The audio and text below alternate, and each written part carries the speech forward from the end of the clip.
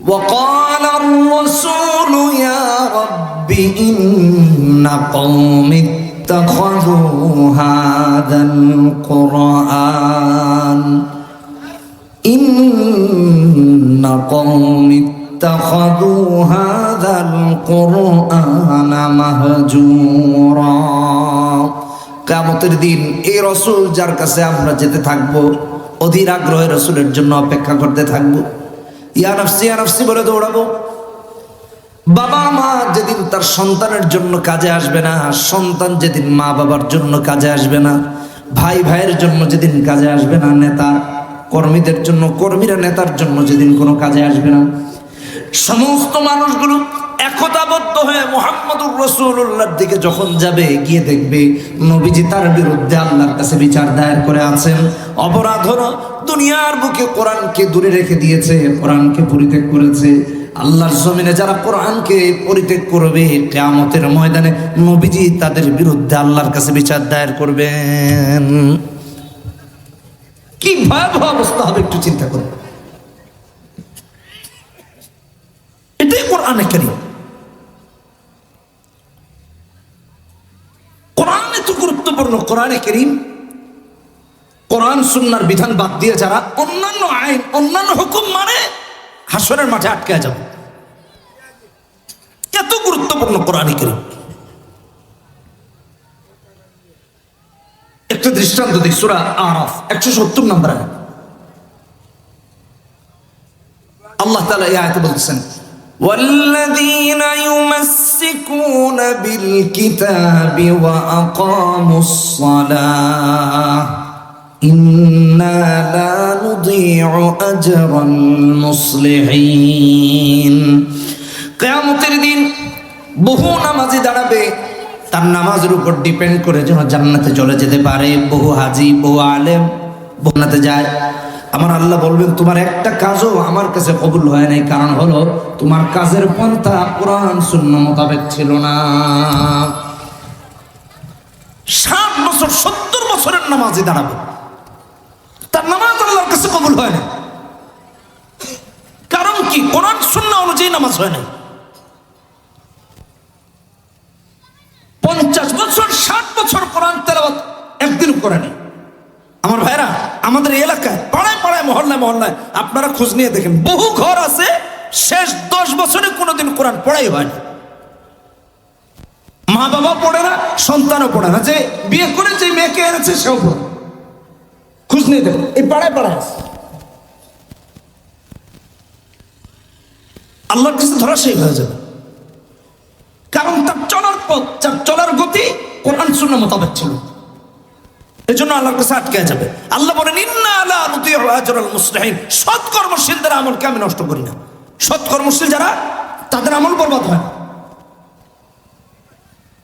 আর অসৎ কর্মশীল তো তারা যাদের চলার পথ, যাদের সমস্ত কিছুর পথ আর পন্থা ইহুদি নাসারাদের মতো হয়, কোরআন সুন্নাহর মতো হয় না। আজকে মুসলমানের ঘর বেডরুম থেকে নিয়ে পার্লামেন্ট পর্যন্ত সর্বত্র ইহুদি নাসারার পথ চলে, কোরআন সুন্নাহর পথ চলে না। এরা আসরের মাঠে আলেমদের সামনে, নেককারদের সামনে, সৎকর্মশীলদের সামনে আটকে আছে। সেই দিন একটু খেয়াল করে দিই। আল্লাহ বলেছেন, ইন্না লা নুদিউ আজরাল মুসলিমিন। সৎকর্মশীলদের আমলকে আল্লাহ নষ্ট করবেন না। সৎকর্মশীল তো তারাই যাদের চলার পথ হয় কোরআন সুন্নাহ মোতাবেক, কোরআন সুন্নাহ অনুযায়ী যারা চলেন। আমাদের চলার গতিটা কি একটু চিন্তা করে দেখেন। আল্লাহ আমাদেরকে হেফাজত করুন।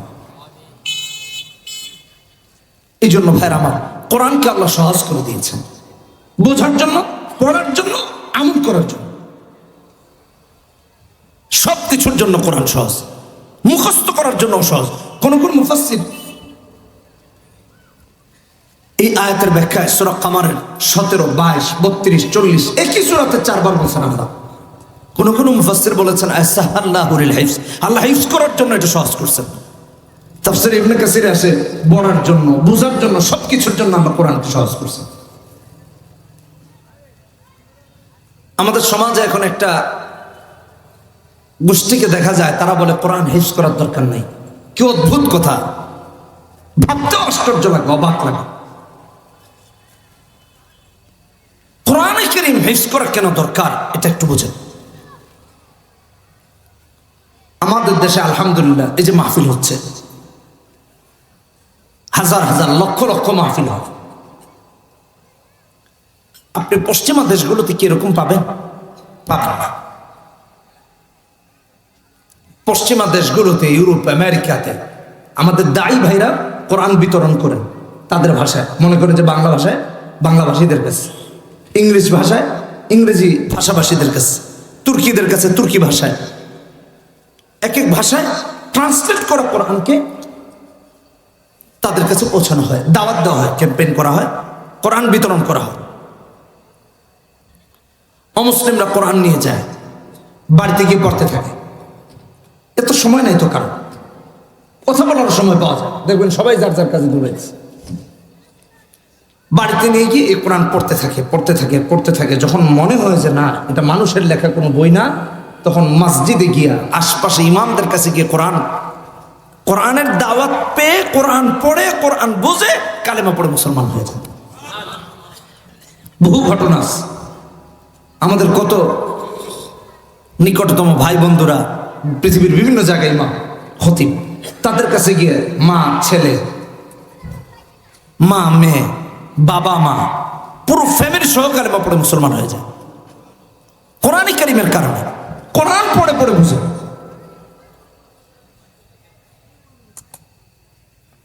এই জন্য মুশরিকদের কোরআনের প্রতি চরম বিদ্বেষ আছে, মারাত্মক বিদ্বেষ আছে। কারণ কি জানেন? কারণ হলো কোরআন পড়ে পড়ে অমুসলিমরা মুসলিম হয়ে যাচ্ছে। প্রতিনিয়ত, প্রতিদিন, প্রতিটা সময় অসংখ্য মানুষ মুসলমান হচ্ছে। পৃথিবীতে সবচেয়ে বেশি মানুষ ধর্মান্তরিত হয়, মুসলিম হয়। আপনারা খোঁজ দিয়ে দেখেন, সবচেয়ে বেশি মানুষ ইসলাম ধর্মে দীক্ষিত হয়, মুসলিম হয়, ধর্মান্তরিত হয়, মুসলিম হয়। এই জন্য ওরা কোরআনের প্রতি বিদ্বেষ থেকে কোরআন পোড়ায়, কোরআন জ্বালায়, কোরআনে কারীম দেখতে পারে না। মাঝে মাঝে দেখবেন পৃথিবীর বিভিন্ন রাষ্ট্রে রাষ্ট্রীয় পৃষ্ঠপোষকতায় কোরআন জ্বালানো হয়। এই যে কিছুদিন আগে সুইডেনে কোরআন পড়ানো হয়েছে, প্রশাসনের নিরাপত্তায় রাষ্ট্রীয় পৃষ্ঠপোষকতায় কোরআন পড়ানো হয়েছে। কোরআনের সাথে তাদের এই বিদ্বেষ। আমি তো বলি, যারা কোরআনকে পুড়িয়ে নিঃশেষ করে দিতে চায়, জ্বালিয়ে নিঃশেষ করে দিতে চায়, সমুদ্রে ভাসিয়ে নিঃশেষ করে দিতে চায়, কোরআনে কারীমের দাওয়াতকে, কোরআনে কারীমের আহ্বানকে বন্ধ করে দিতে চায়, কোরআনের ধারক বাহকদেরকে মিটিয়ে দিতে চায়, আমি বলি যারা কোরআন হিফজ করে ওরা তাদেরকে এই মেসেজ দেয় যে তোমরা চাইলে কাগজের কোরআন পড়াতে পারবা, তোমরা চাইলে কাগজের কোরআনকে পুড়িয়ে শেষ করতে পারবা, জ্বালাতে পারবা, কিন্তু মুসলমানের কলিজায় যে কোরআন রাখা আছে সেই কোরআন জ্বালায় শেষ করতে পারবা না। সেখান থেকে আবার কোরআনের আলো গোটা বিশ্বময় হবে ইনশাআল্লাহ। এই জন্য কোরআন পড়ুন, বাচ্চাদেরকে মুখস্থ করান, যার তৌফিক আছে মুখস্থ করুন, মেধাবালা মুখস্থ করুন। মুখস্থ করার অনেক ফায়দা, হিফজ করার অনেক ফায়দা। কোরআন বুঝতে সহজ হয়, কোরআনে কারীমকে বুঝতে সহজ হয়, পড়তে সহজ হয়, নামাজে তেলাওয়াত বিশুদ্ধ হয়। আমাদের অধিকাংশ নামাজীদের নামাজ বরবাদ হয়ে যায় কোরআন অশুদ্ধ থাকার কারণে। নামাজ ভাঙার কারণ 19টা কারণের প্রথম কারণে হলো নামাজে কারা অশুদ্ধ পড়া। এই জন্য কতজনের নামাজ বিশুদ্ধ হয় না। ভাইরা আমার, কোরআনে কারীম এই জন্য বিশুদ্ধ করা, তিলাওয়াত করা, হিফজ করা, মুখস্থ করা, শেখা। আমরা তো শিখি না। আল্লাহু আকবার। এই জন্য দ্বীনি ইলম শিক্ষা করা এটা ফরজ। জোরে বলেন কি কি ফরজ? ইলমে দ্বীন শিক্ষা করা ফরজ। আপনি আর আমি জানি না। ইবনে মাজার হাদিসে রাহমাতুল লিল আলামিন নবী বলেন 229 নম্বর হাদিস, তালাবুল ইলমি ফরিদাতুন আলা কুল্লি মুসলিম। প্রত্যেকটা মুসলিম নর আর নারীর উপর ইলমে দ্বীন শেখা ফরজ। খালি পুরুষরা শিখবে, নারীদের আরো বেশি শেখা দরকার। প্রতিটা ঘর বিদ্যালয়, প্রথম শিক্ষালয়। এই জন্য মায়েদের আরো বেশি মুখস্থ করা দরকার, মায়েদের আরো সহি বেশি করা দরকার। মারা নিজেরা নামাজ আদায় করেন, তার যদি কারাত অশুদ্ধ হয় তার নামাজ তো হবেই। একজন মা যখন ঘরে কোরআনে কারিমের তিলাওয়াত করবেন, কোরআন পড়বেন, কোরআনকে বোঝার চেষ্টা করবেন, বাচ্চা মেসেজ পাবে যে কোরআন পড়তে হয়, বাচ্চা দেখবে যে মা আমার কোরআন পড়ে। আর মা যদি খালি সিনেমা দেখে, বাচ্চা মেসেজ পাবে সিনেমা দেখতে হয়, ঠিক কিনা বেটি? আজকালকের মায়েদের অবস্থা এমন, Hindi serial, Hindi movie, cinema এগুলা দেখার জন্য পাগল যতটা, কোরআন পড়ার জন্য যদি ততটা পাগল হতো, আল্লাহর জান্নাত তাদের জন্য লিপিবদ্ধ হয়ে যেত। সিনেমা যতটা দেখে ততটা কোরআন পড়ে না, সিনেমা যতটা দেখে, মোবাইল যতটা দেখে ততটা যদি কোরআন পড়তো তাহলে তো ভালোই ছিল। ঘরগুলো নষ্ট হয়ে গেছে। এই জন্য বলেছি, বেডরুম থেকে নিয়ে পার্লামেন্ট পর্যন্ত সব জায়গায় কোরআন বিরোধী কর্মকাণ্ড চলে, আমাদের ধ্বংসের জন্য। এই জন্য আমরা আজকে ধ্বংসের শেষ সীমানায় পৌঁছে গেছি। আল্লাহ আমাদেরকে হেফাজত করুন। কোরআন যে পড়ে, যে পড়তে থাকে, সে আল্লাহ রাস্তায় থাকে। এত বড় সৌভাগ্য কোরআন পাঠক। কোরআনে কারীম যারা শিখে, যতক্ষণ না শিখতে থাকে ততক্ষণ আল্লাহ রাস্তায় থাকে। এই যে আমরা এখানে আসছি, আমরা যদি দিন শেখার জন্য আসি, যতক্ষণ এখানে বসবো ততক্ষণ আল্লাহ রাস্তায় থাকবো। এই অবস্থায় মারা গেলে শাহাদাতের মৃত্যু হবে। তিরমিজি শরীফের হাদিসের মধ্যে এসেছে, 2859 নম্বর হাদিসে নবীজি বলেন, মান খারাজা ফি তালাবিল ইলমি ফাহুয়া ফি সাবিলিল্লাহি হাত্তা ইয়ারজিআ। যে দিন শেখার জন্য বের হয়, যতক্ষণ না ফিরে আসে ততক্ষণ পর্যন্তই আল্লাহর রাস্তায় থেকে যায়। আর আল্লাহর রাস্তায় যার মরণ হয়ে যায়, তার মরণটা সাধারণ মরণ হয় না, বরং শাহাদাতের মরণ তার হয়ে যায়। এই জন্য ভাইরা, আমরা দিন শিখবো ইনশাআল্লাহ, দিনের পথে থাকবো, কোরআনের পথে থাকবো, কোরআন সুন্নাহ শিখবো। আল্লাহ যেমন বলেছেন কোরআন জান্নাতে যাওয়ার সবচেয়ে সহজ পথ, নবীজিও বলেছেন যারা কোরআন শেখার রাস্তায় চলে, আল্লাহ তাদের জান্নাতের রাস্তা সহজ করে দেন। আমরা এখানে এসেছি, আমাদের জান্নাতের রাস্তাকে আল্লাহ সহজ করে দেবেন। তিরমিজি শরীফের হাদিসের মধ্যে এসেছে, 2858 নম্বর হাদিসে রাসূল বলেন, মান সালাকা তরিকান ইয়ালতামিসু ফীহি ইলমা সাহালাল্লাহু লাহু তরিকান ইলাল জান্নাহ। যে দিন শেখার রাস্তাকে অবলম্বন করবে, আমার আল্লাহ জান্নাতের রাস্তাকে তার জন্য সহজ করে দিবেন। এই জন্য দিন শিখি, কোরআন শুনি, কোরআন শিখি, কোরআন পড়ি। আমরা কোরআনে কারীম পড়বো কি? বাস্তব কথা বলবো। বর্তমান আমাদের অবস্থা এমন, কোরআন তো এমনি পড়ি না, নামাজে যে তেলাওয়াত হয়, এই তেলাওয়াত শুনলেও বিরক্ত হয়ে যায়। বহু নামাজি আছে, নামাজে কোরআন তেলাওয়াত হচ্ছে, বাইরে দাঁড়ায় আছে ইমামকে লোকমা দেওয়ার জন্য। ইমাম সাহেব বের হচ্ছেন, ইমামকে বলতেছে, হুজুর এত লম্বা নামাজ, এত লম্বা কেরাত, এত লম্বা তাসবিহ, কি অদ্ভুত তার জিজ্ঞাসা। অথচ আমার ভাইরা,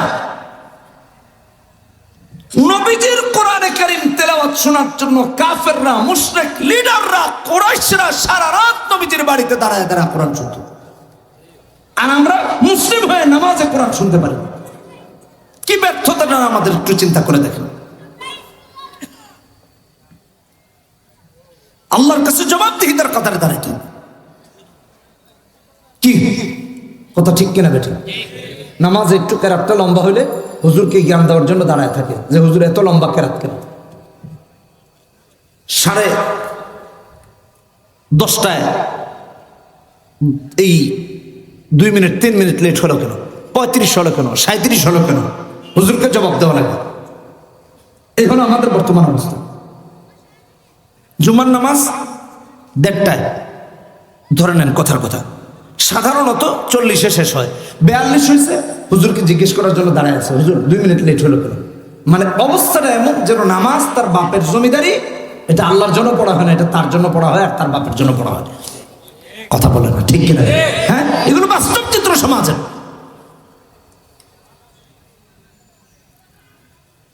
আপনার টাকা থাকতে পারে, টাকার বড়াই মসজিদে নয়। আপনার ক্ষমতা থাকতে পারে, ক্ষমতার বড়াই মসজিদে নয়। আপনার প্রভাব থাকতে পারে, আপনার প্রভাবের বড়াই হক্কানি আলেমদের সাথে নয়। সমাজকেই মেসেজ দিতে হবে, হক্কানি আলেমরা হক কথা বলিষ্ঠ কণ্ঠে বলতে হবে। আলেমকে জ্ঞান দেওয়া শুরু করে দিচ্ছেন 2 মিনিট লেট হয়েছে তাই। আলেম তো আল্লাহকে ভয় পায়, তাই সে ঘড়ি দেখে নামাজ আদায় করে না, আল্লাহ সন্তুষ্টির জন্য নামাজ আদায় করেছে। এটা মাথায় রাখবেন, যা মনে আসে তা করুন। আবু জাহেল, আবু সুফিয়ান, আখনাস, এরা বড় বড় মুশরিকদের লিডার, যারা সারাদিন বলতো লা তাসমাউ লিহাদাল কোরআন, এই কোরআন শুনতে না করতো, কাফেরদেরকে না করতো, সবাইকে না করতো। ওয়ালগাউ ফীহি লাআল্লাকুম তাগলিবুন। শুধু তাই না আমার ভাইরা, যেখানে কোরআনে কারীমের তেলাওয়াত হতো, আয়োজন হতো, এখানে গিয়ে গোলমাল পাকায় দিত। সুন্দর মুফাসসিরিনে কেরামগণ তাফসীর করেছেন, ইবনে কাসির রাহমাতুল্লাহ আলাইহি সহ সূরা লুকমানের 6 নম্বর আয়াতের তাফসীরে গান, বাদ্য, গায়িকা, নায়িকা, গায়ক ইত্যাদি দিয়ে কোরআনে কারীমের আয়োজনকে ব্যাহত করতো তারা। ওই সব কাফেররাও রাতের আধারে কোরআন শোনার জন্য নবীর বাড়িতে চলে যেত। আর আপনি আর আমি নাকি মুসলিম, আমরা নামাজে কোরআন সহ্য করতে পারি না। আপনি আর আমি নাকি মুসলিম, ইমাম মসজিদের মেম্বারে হক কথা বলেন আমরা সহ্য করতে পারি না। কিসের মুসলমান? ওই সমস্ত লোক উপরে দাবি করে মুসলিম, আসলে এরা মুনাফিক হয়ে গেছে। আর মুনাফিকের ঠিকানা জাহান্নামের সবচেয়ে নিকৃষ্ট ঠিকানা। কথা বলেন ঠিক কিনা বেঠিক? মুনাফিক হয়ে গেছে, মুমিনের কাতারে নাই। আবু জাহেল, আবু সুফিয়ান, আখনাস, তিনজনই বড় বড় নেতা। একটা উদাহরণ শোনায় আপনাদেরকে, সিরাতে ইবনে হিশামে আছে, প্রথম খণ্ড 315 নম্বর পৃষ্ঠায়। সারাদিন তারা কোরআন না শুনতে বলতো, রাতের আধারে মুহাম্মদ সাল্লাল্লাহু আলাইহি ওয়াসাল্লামের বাড়িতে গিয়ে কোরআন শুনতো। সুবহানাল্লাহ। আবু জাহেল নেতা, আবু সুফিয়ান নেতা, আখনাস নেতা, তিনজনে গিয়েছে নবীজির বাড়িতে কোরআন শুনতে রাতের আধারে। ভাবলো একটু কোরআন শুনে বাড়ি চলে যাব সকাল হওয়ার আগে, কিন্তু কোরআনের সৌন্দর্য, কোরআনে কারীম তাদেরকে এতটাই আকৃষ্ট করেছে, এতটাই তাদেরকে মুগ্ধ করেছে যে কোরআন শুনতে শুনতে কোরআন সকাল হয়ে গেছে, টের পায় নেই। সুবহানাল্লাহ। কোরআন শুনতে শুনতে সকাল হয়ে গেছে। সকাল হলে আলো হয়, একজনের সাথে আরেকজনের দেখা হয়েছে। আবু জাহেল আবু সুফিয়ানকে বলে, কি ব্যাপার তুমি এখানে? আবু সুফিয়ান তুমি এখানে? আখনাস বলে, কি ব্যাপার তোমরা দুইজন কি শুরু করলা? আগে বলো তুমি কেন আসছো, তুমি কেন আসছো? কই লিডার, এসেছিলাম মুহাম্মদ সাল্লাল্লাহু আলাইহি ওয়াসাল্লামের কোরআন শোনার জন্য, তুমি কেন আসছো? আমিও একই কাজে আসছি। আল্লাহু আকবার, চিৎকার দিয়ে বলেন আল্লাহু আকবার, আরো জোরে বলেন আল্লাহু আকবার। কোরআন শুনতে আসছে। চিন্তা করা যায়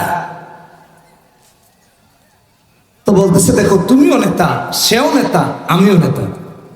আর নেতারা যদি এমন করে কোরআন শুনতে আসে, তাহলে আমাদের তো অনুসারী কাউকে খুঁজে পাওয়া যাবে না। মানুষকে তো আমরা মারবে, আমাদেরকে মারবে। লাতের, মানাতের, উজ্জার, হুবলের অনুসারী কাউকে পাওয়া যাবে না। তাহলে হবেটা কি আমাদের? আগামীকাল থেকে আর এসো না। কই না আসবো না। কই তুমিও কিন্তু এসো না। কই না আসবো না। সবাই ওয়াদা করে বাড়ি ফিরেছে, আগামীকাল থেকে আর কেউ আসবে। আল্লাহ বলে, যে কোরআনের মহব্বত তোদের অন্তরে ঢুকিয়ে দিয়েছে, আকর্ষণ ঢুকিয়ে দিয়েছে, ওই কোরআন না শুনলে সারা রাত তোদের কাটবে না। আল্লাহু আকবার। বাড়ি গিয়েছে, পরের রাতে ঘুমাবে, ঘুম আর আসে না। ডান কাত হয় ঘুম আসে না, বাম কাত হয় ঘুম আসে না, উঠে হাঁটে ঘুম আর আসে না। মন বলছে মুহাম্মদ সাল্লাল্লাহু আলাইহি ওয়াসাল্লামের কোরআন শোনায় ঘুম চলে আসবে।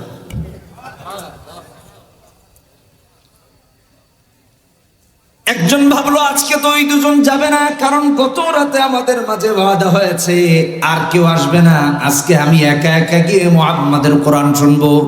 আবু জাহেল ভাবলেন এমনটা, আবু সুফিয়ানও ভাবলো আজকে আবু জাহেল আর আখনাস যাবে না, আমি একা একা গিয়ে কোরআন শুনে আসবো।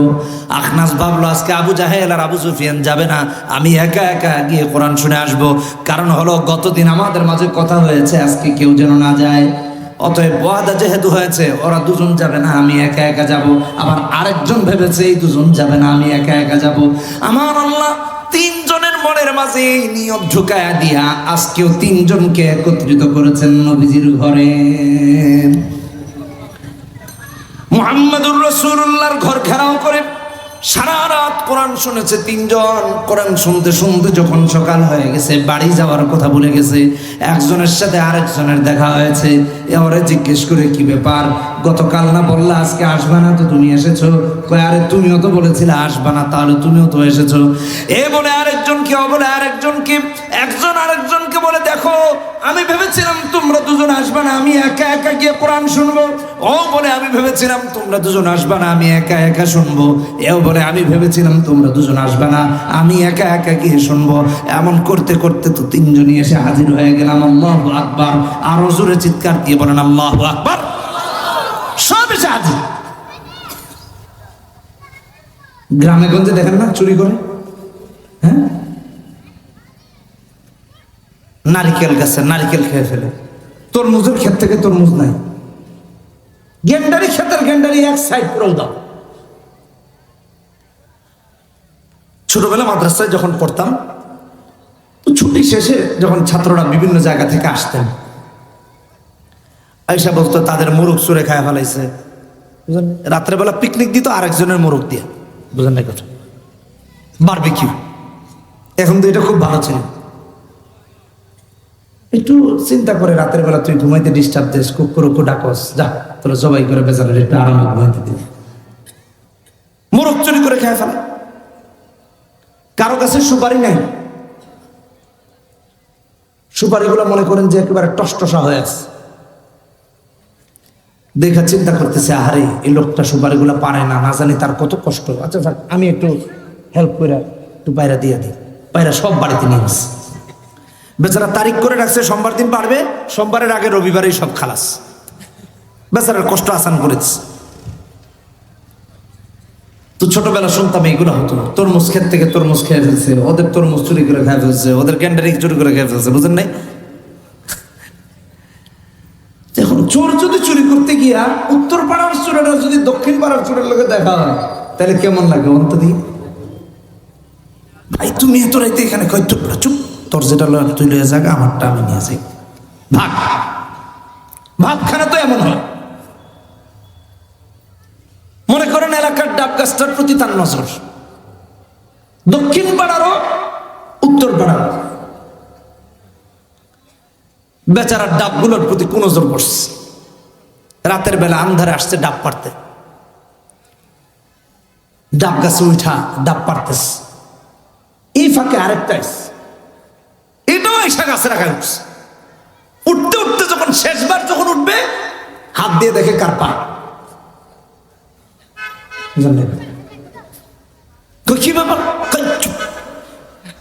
কথা কইস না, তুই তোর যা দরকার তুই পারতে থাক, আমার যা দরকার আমি নিয়ে যাবো।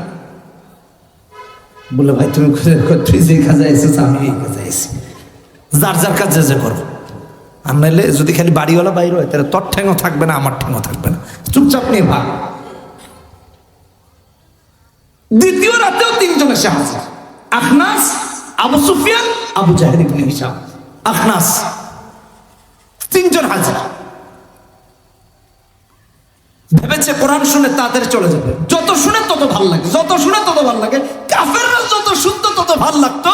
আর আজকের কিছু মুনাফিক, ওদের নামাজে কোরআন শুনতে ভাল লাগে না। ঠিক না বেটি? এরা মুনাফিক ছাড়া আর কেউ। আর সে চিন্তা করেই যে আগে আগে বাড়ি ফিরবে, শুনতে শুনতে সকাল হয়ে গেছে, বাড়ি ফিরার কথা বলে গেছে। সকালবেলা ধরা গেছে, আজকেও আপনার দূর মেয়ে তো তুমিও তো এসো। এদেরকে দেখে আরেকজন কই কি ব্যাপার, আমরা দেখি আজকেও সবাই এলাম, ওই যে গতকাল ওয়াদা হয়েছে, ভাবছিলাম তোমরা দুজন আসবা না, তোমরাও দেখি হাজির।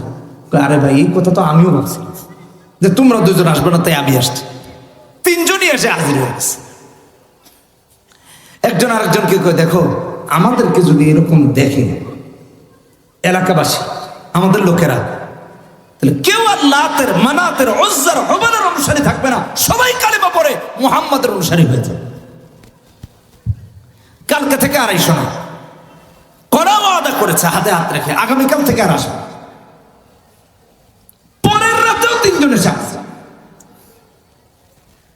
ভাবছে আগের রাতের ওয়াদাটা হালকা পাতলা ছিল, আজকের ওয়াদাটা কড়াকড়ি যেহেতু হয়েছে, আজকে কেউ আসবে না, এটা ভেবে ভেবে আবার তিনজনে এসে হাজির। এবার একজন আরেকজনকে বলে কয়, দেখো তুমিও আজকে এসেছো, আমিও আজকে এসেছি, সেও আজকে এসেছে, একদিনও শান্তিতে ঘুমাতে পারি না, বিছানায় শুইলে অস্থির লাগে, মুহাম্মাদের কোরআন যতক্ষণ শুনি না দিল শান্ত হয় না। একজন আরেকজনকে বলে, দেখো মুহাম্মাদের কথা যদি এগুলা হতো, কোরআন যদি না হতো, আল্লাহর কালাম যদি না হতো, এত ভালো লাগা কোরআন শুনে কখনো কাজ করতো না। নিঃসন্দেহে কোরআন আল্লাহর কালাম, এটা কবির কবিতা নয়, জাদুঘরের কোনো মন্ত্র নয়, কোনো গণকের কথা নয়। নিঃসন্দেহে কোরআনে কারীম আল্লাহর কথা, আর আল্লাহর কথা যত শুনি তত ভালো লাগে। এসেছিলাম বাড়ি ফিরবো বলে, তুমিও চেয়েছিলা বাড়ি ফিরবা, আমিও চেয়েছিলাম বাড়ি ফিরবে, সেও চেয়েছিল বাড়ি ফিরবে, যত শুনে তত ভালো লাগে। এটাই হলো কোরআনে কারীম, যার ব্যাপারে আমার আল্লাহ বলেন তানজিলুম মির রাব্বিল আলামিন। কোরআনে কারীম আল্লাহর পক্ষ থেকে অবতীর্ণ কিতাব। এর এক একটা আয়াত, এক একটা হরফ, এক একটা শব্দ আল্লাহর পক্ষ থেকে নাযিলকৃত। আপনি একটা জবরজের উল্টা পড়েন, একটা ছোট্ট হাফেজ আপনাকে লোকমা দিয়ে দিবে। কথা বলে না, হাফেজরা আছে না, মাদ্রাসায় আছে না? ভাইরা আমার, পৃথিবীর সমস্ত দেশ সারা পৃথিবীতে তারা চায় মাথা উঁচু করে দাঁড়াতে, তাদের পতাকাটা সবার উপরে থাকুক। আমরাই জানি না কেমন জাতি হল, সম্মান কোনটায়, ইজ্জত কোনটায় আমরা বুঝি না। একমাত্র জাতি মনে হয় আমরা, যাদের বালিশের দাম 90 আছে। বুঝেন নাই? হুজুর তো কিছু ওয়াজ করছেন, আমি আর ওদিকে যাইতেছি না, কিন্তু আমরা যে আরো আহাম্মক, এটা একটু শুনে। এই যে ক্রিকেট খেলা হয়, ফুটবল খেলা হয়, স্বাধীনতার 50 বছরের বেশি হয়ে গেছে, একটা বিশ্বকাপ জিতছেন, হ্যাঁ? হাজার হাজার লক্ষ লক্ষ কোটি টাকা ক্রিকেটের পিছনে, ফুটবলের পিছনে খরচ করা হয়। কিন্তু আমার ভাইরা বিশ্বাস করেন, সারা পৃথিবীতে হাফেজে কোরআনরা প্রতি বছরে একাধিকবার বিশ্বজয় করে, কিন্তু তাদেরকে রাষ্ট্রীয় মর্যাদাটুকু দেওয়া হয় না। অথচ সরকার তাদের পিছনে চারানাও খরচ করে না, যতটা ক্রিকেটারদের পিছনে আছে আর ফুটবলারদের পিছনে আছে। কেন নাই? আমরা এই কথা বলছি না যে হাফেজদেরকে টাকা দিন, হাফেজদেরকে পুরস্কার দিন, এটা দিন, আমরা বলছি না। যেভাবে আপনারা ক্রিকেটারদেরকে দিচ্ছেন, ফুটবলারদেরকে দিচ্ছেন, তাদের জন্য ক্রীড়া মন্ত্রণালয় আছে, আমাদের দেশে ধর্ম মন্ত্রণালয় তো আছে। ক্রীড়া মন্ত্রণালয়ের অধীনে যদি হাজার হাজার কোটি টাকা খরচ করে, নষ্ট করেও তার ফলাফল তথা বিশ্বজয় অর্জন করা না যায়, হাফেজে কোরআন সম্মানটুকু দিন, কোরআনের আলেমদের ইজ্জতটুকু দিন। সারা পৃথিবীতে আলেমদের কারণে, কোরআনের কারণে আমরা মাথা উঁচু করে দাঁড়াতে পারবো। আমাদের দেশের পতাকার সম্মান বাড়বে, দেশের ইজ্জত বাড়বে। কেন আজকে আমরা কোরআনকে সম্মান দেব? সমস্যাটা কোথায়? যে দেশের অধিকাংশ ক্যাবিনেট মেম্বাররা মুসলিম, মেম্বার অফ পার্লামেন্টরা মুসলিম, রাষ্ট্রপ্রধান মুসলিম, প্রেসিডেন্ট মুসলিম, সেই দেশে কোরআনকে কেন এত অবহেলা করা হয়? 90% মুসলমানের চাওয়া পাওয়া, আপনারা যা করেন না করেন, কোরআনকে সম্মান করেন, কোরআনকে সম্মান করেন। কেন করি না আমরা? এটলিস্ট যখন কোরআনকে মর্যাদা দিতে পারবো, আমার আল্লাহ আমাদের উপর রহম করবেন। রহমত করবেন, বিশ্বাস করুন রহমত করবেন। যে ব্যক্তি তার পক্ষ থেকে কোরআনে কারীমকে হেল্প করে, কোরআনের ধারক বাহকদেরকে হেল্প করে, আল্লাহ তাআলা তারা সাহায্য করে, আল্লাহ তারা সাহায্য করে। আল্লাহু আকবার, আল্লাহু আকবার। রাসূলুল্লাহ সাল্লাল্লাহু আলাইহি ওয়াসাল্লামের হাদিস, নবীজিও বিভিন্ন হাদিসে বলেছেন, আল্লাহ তাআলা কোরআনে কারীমে বলেছেন, কোরআনকে অবহেলা করেন না। 2516 নম্বর হাদিস, তিরমিজির হাদিস। দুই ভাই ছিল রাসূলুল্লাহর জামানায়। এক ভাই নবীজির কাছে আসছে আরেক ভাইয়ের বিরুদ্ধে বিচার দায়ের করার জন্য।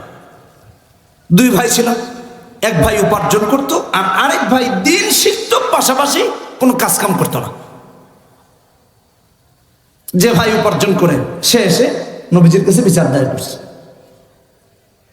ইয়া রাসূলুল্লাহ, ইয়া হাবিবাল্লাহ, আমি সারাদিন কামাই রুজি করি, আমার ভাইটা কিচ্ছু করে না, খালি খায় বসে বসে।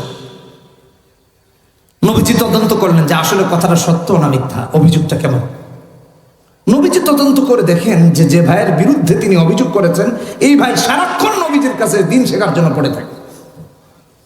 সুবহানাল্লাহ, কথা কি বুঝতেছেন? দিন শেখার জন্য পড়ে থাকে। বিশ্বনবী মুহাম্মদুর রাসূলুল্লাহ এবার অভিযোগ দায়েরকারী ভাইকে ডেকে বলেন, শোনো, তোমার ভাই যে যার বিরুদ্ধে তুমি অভিযোগ দায়ের করলাম, তদন্ত করে দেখলাম সে তো দিন শিখে সারাক্ষণ। তুমি মনে করো না তোমার কামাই রুজি থেকে আমার আল্লাহ তোমার রিজিকের ব্যবস্থা করেন? হতে পারে আমার আল্লাহ তোমার ভাইয়ের দিন শেখার কারণেই তোমার রিজিকের ব্যবস্থা করেন।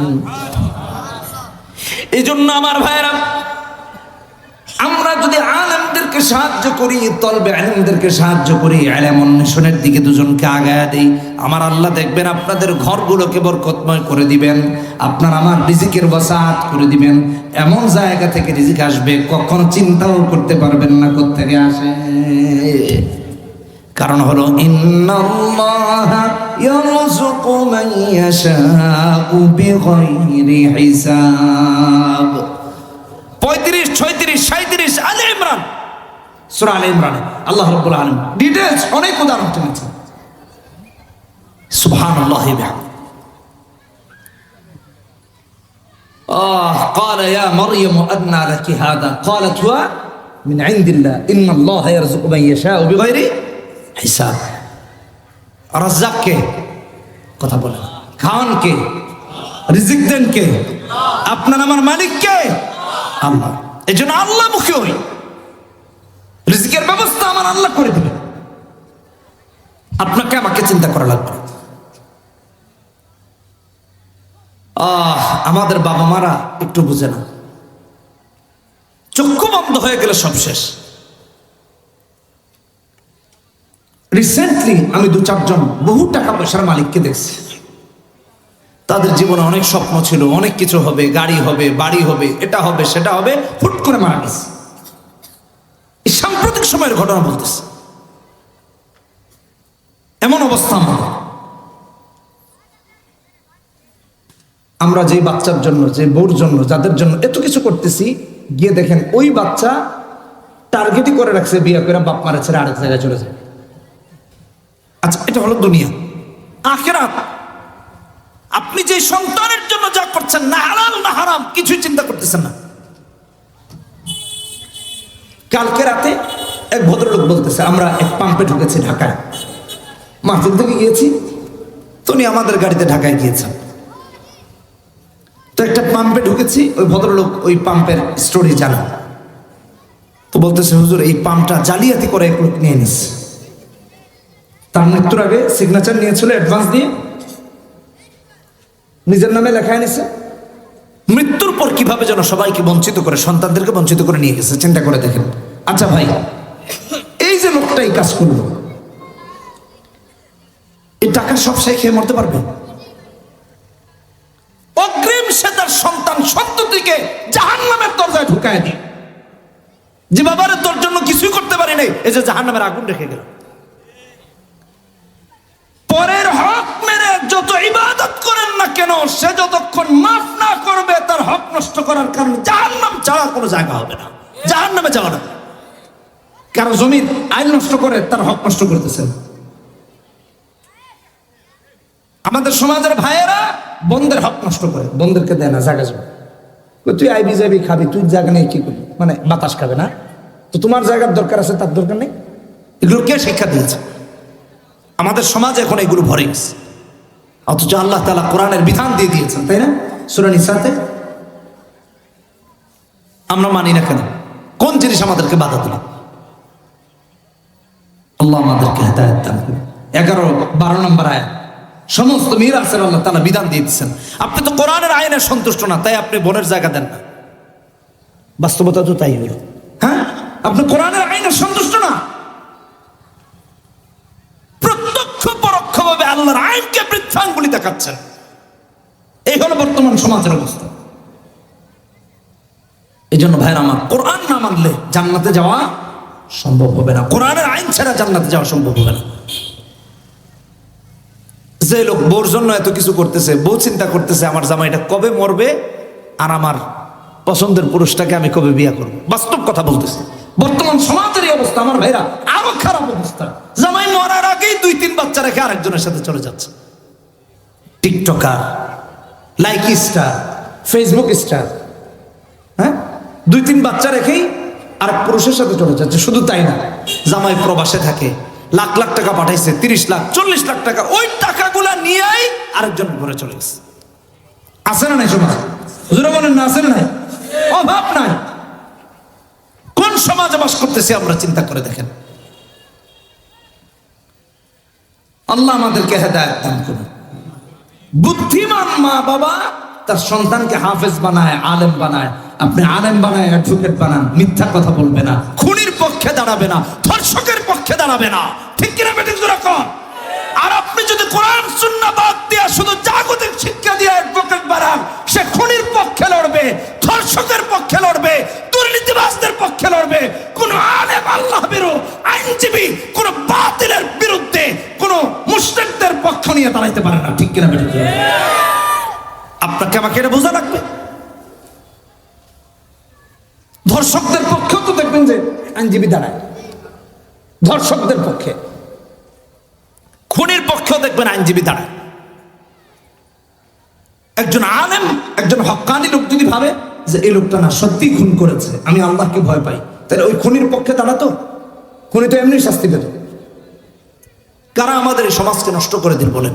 কারা আমাদের বিচারালয়কে নষ্ট করে দিল? কোরআন থেকে আপনি আর আমি যত দূরে যাচ্ছি, আলেমদের সাথে, ইসলামের সাথে আপনার আমার ততই দূরত্ব বাড়তেছে, তত দূরত্ব বাড়তেছে। আল্লাহ আমাদেরকে হেদায়েত দান করুন। এই জন্য বুদ্ধিমান মা এবং বুদ্ধিমান বাবা দেখবেন সন্তানকে হাফেজ বানায়, আলেম বানায়। কারণ হলো এই সন্তান তার মৃত্যুর পরে যতদিন বেঁচে থাকবে আমল করবে, আর বাবা মা তারা সওয়াব পাবে। শুধু তাই না, মায়ের জন্য বাবার জন্য যখন দোয়া করবে আর বলবে রব্বিরহামহুমা কামা রব্বায়ানি সগীরা, নবীজি হাদিসের মধ্যে বলেন, 1432 নম্বর হাদিসে তিরমিজিতে এসেছে, নবীজি বলেন ব্যক্তি সমাজে, ঘরে, বাহিরে আর কোথাও হতে পারে না। এখন বলেন আপনার সন্তানকে শ্রেষ্ঠ বানাবেন না নিকৃষ্ট বানাবেন? আপনি ডিসিশন নেন, আপনি যাচাই বাছাই করেন। এটা তো করে একটা রাসূলুল্লাহ হাদিসে বলেন, বুখারীর হাদিস 71 নম্বর হাদিস, মান ইউরিদিল্লাহু বিহি খায়রান ইউফাক্কিহু ফিদ্দীন। আল্লাহ তাআলা ওই ব্যক্তিকে আলেম বানান যার ব্যাপারে তিনি কল্যাণের সিদ্ধান্ত নেন, যার ব্যাপারে আল্লাহর কল্যাণের ফয়সালা, সে আলেম দিন শিখতে পারে। দ্বীনের বুঝ আল্লাহ তাআলা দেন, সবাই দেন না। সবাই আলেম হতে পারে না, আবার সবাই হক্কানি আলেম হতে পারে না। হকের উপর থাকতে পারাটা এটা আল্লাহ তাআলার রহম ছাড়া আর কিছু। আল্লাহ আমাদেরকে বোঝার তৌফিক দান করুন। জোরে বলি আমিন, আরো জোরে বলি আমিন। মনে থাকবে তো ইনশাআল্লাহ, মনে থাকবে তো ইনশাআল্লাহ। আলেম হব তো, আলেম সন্তানকে বানাবো তো। আলেমের মর্যাদা আকাশ ছোঁয়া।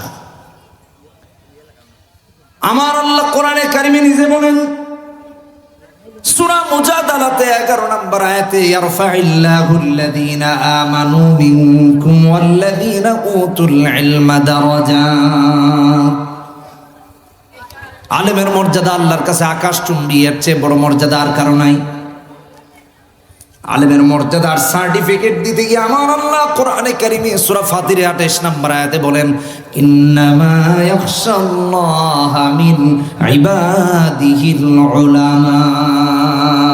আল্লাহর জমিনে সবচেয়ে বেশি আল্লাহ ভীরু হলো তারা যারা কিনা হক্কানি আলেম। দরবারে আলেম দিয়া আজকে সমাজ ভরে গেছে, ঠিক কিনা বেঠি? সবাই হক্কানি আলেম না, আর হক্কানি আলেম যারা তারা আল্লাহর কাছে সবচেয়ে শ্রেষ্ঠ ব্যক্তি, সবচেয়ে শ্রেষ্ঠ। কোরআনে কারীমে আল্লাহ তাআলা আরো বলেছেন আলেম আর গায়রে আলেম এক না, বরাবর না, দুজনের সম্মান এক না। আল্লাহ রাব্বুল আলামিন কোরআনে কারীমের মধ্যে বলেন সূরা জুমারে 9 নম্বর আয়াতে ইয়ারফাইল্লাহ قل هل يستوي الذين يعلمون والذين لا يعلمون। যারা জানে আর যারা জানে না তারা কখনো এক হয় না। আলেম আর গায়রে আলেম কখনো সমান হতে পারে না।